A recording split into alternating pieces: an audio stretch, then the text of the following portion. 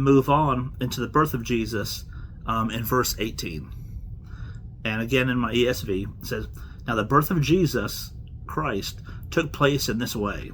When his mother Mary had been betrothed to Joseph, before they came together, she was found to be with child from the Holy Spirit. And her husband Joseph, being a just man and unwilling to put her to shame, resolved to divorce her quietly. But as he considered these things, behold, an angel of the Lord appeared to him in a dream, saying, Joseph, son of David, do not fear to take Mary as your wife, for that which is conceived in her is from the Holy Spirit.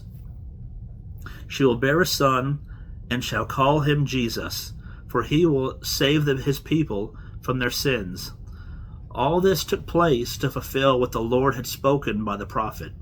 Behold, the virgin shall conceive and bear a son, and they shall call his name Emmanuel, which means God with us. When Joseph woke from sleep, he did as the angel of the Lord commanded him.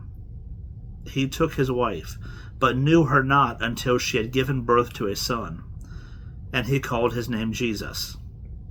So we see people in different denominations who don't want to give the authority to Jesus, and they try to say that no, Jesus was actually the son of Joseph, by actual conception, not from the Holy Spirit. And they'll claim that I even heard some really odd proclamations online where they say, well, no, it says that it's obvious because the way you consummate a marriage in Jewish tradition is intercourse.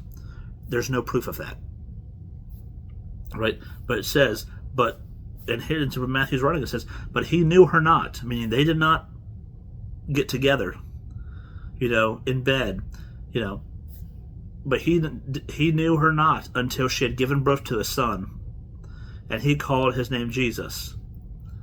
So it wasn't right away. It was, focusing on giving birth to Jesus. And, the end of that where we talk about, like I said before, behold, the virgin shall conceive and bear a son, and they shall call his name Emmanuel, God, which means God with us.